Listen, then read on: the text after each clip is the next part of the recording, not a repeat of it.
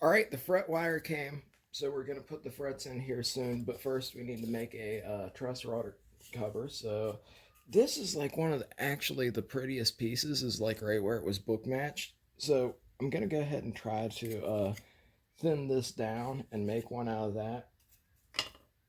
I'm looking at there was a scrap piece laying around, and it was like, it kind of looks cool in a crude kind of way like that. So I thought straight angle and then down kind of like that. So we're gonna draw it out a little bit. Of course, we'll measure it and everything and have something along that line. So I'll get the dimensions. I think somewhere around maybe 24 or so millimeters. Yeah, 24 on either side, and at the highest point maybe let's say 65. So yeah, 24 and 65, and then we'll drop it down here to let's go with like 42. Let's say 42. This is where the oscillating spindle sander comes into great use. Now, of course, to thin this down since it's spalted, again, I could use some of these other pieces, like they look great too, but like the spalt on this just looks way better. So I'll just go ahead and use the orbital sander to like flatten this down a little bit. I have it clamped down and I have 80 grit paper here. I mean, I could make a whole video on like the dimensions and like how to get it and put a 45-degree angle on it and everything. And I don't begrudge anybody from doing that, but I think you kind of know what I'm doing.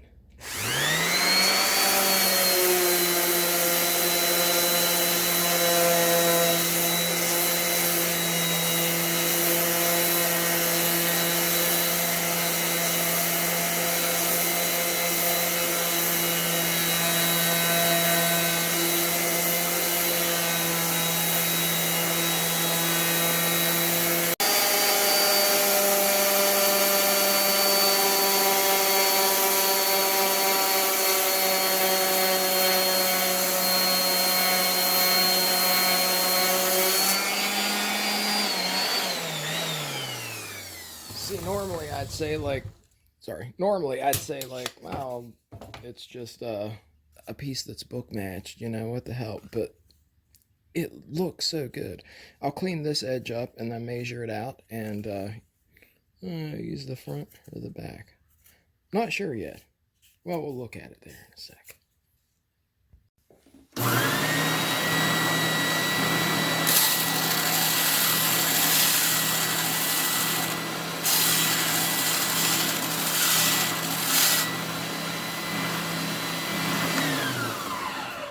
There, we just needed a clean edge.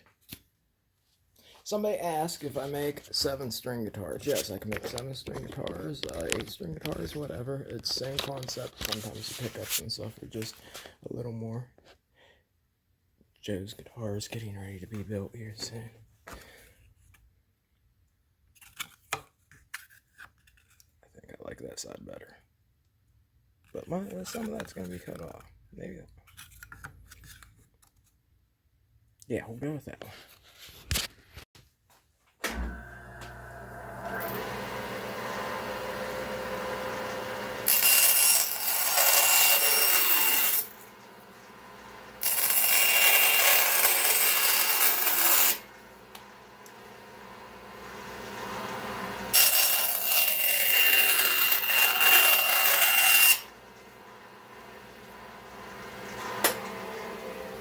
Leave yourself with a little extra.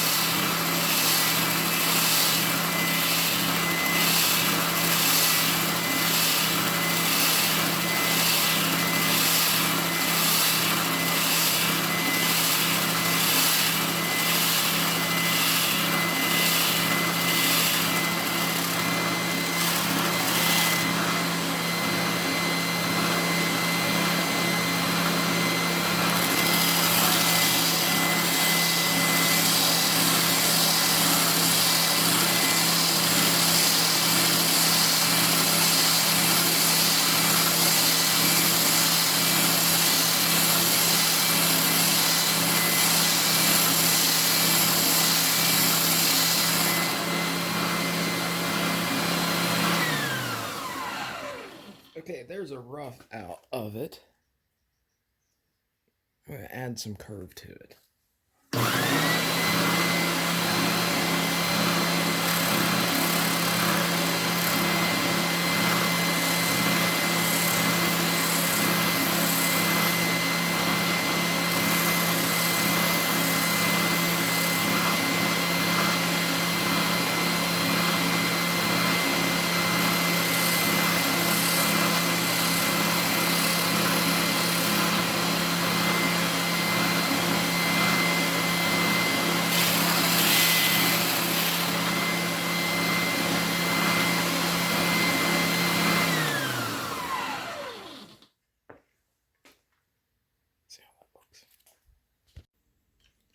So that's what it'll look like. The nut will come up right there. So now to put like a angle on it, take like a carpenter pencil and wrap it with some sandpaper. It's too small to generally, and this the spalt, you got to think the spalt's really soft. So instead of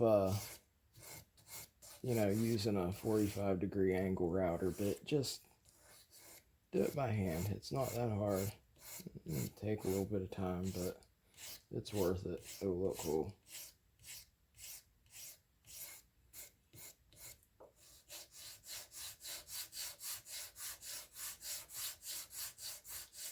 I'd say use a file, but fact is most of the files are going to be a little bit rough on something, especially something spalted. You'll get a lot of teeth mark that you end up having to sand out anyway.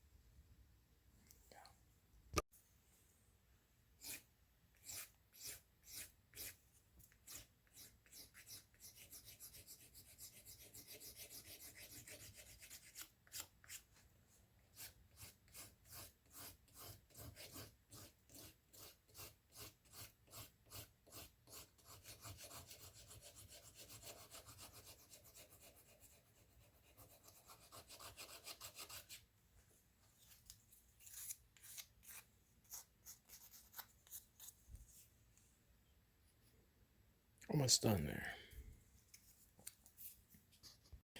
Okay, now we have the angle pretty much 45 degree all the way around. This is where the nut will go. Here's just a blank brass nut. Well, it's not blank actually. It's a compensated brass nut. So that's what it'll look like right there. Put a hole here. Now you have to stabilize this because it is spalted and it is wood, so it's going to be more fragile. A lot of people you can stabilize it with just wood grain filler, but CA glue would actually work better, and it does not take that much to absorb right into this. So you can get some thin extreme power penetrating CA glue, and it'll stabilize it and make it hard and have a clear finish to it too, so you can have a high gloss finish on it. But careful, it will be fragile, like when you're trying to drill it and stuff.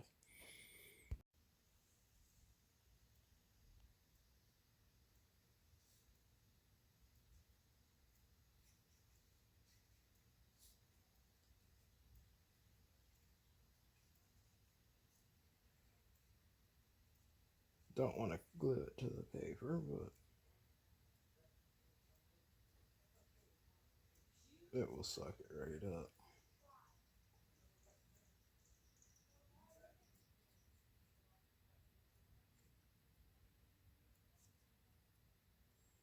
And somebody may ask, because I've heard people ask it before, can you actually finish a top with CA glue?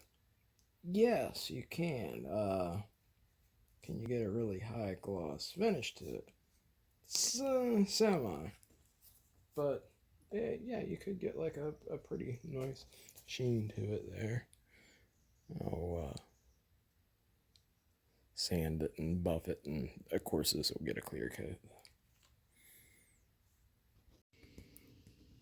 So there we go. Now I'll buff the hell out of it and sand it and everything, but that looks pretty cool.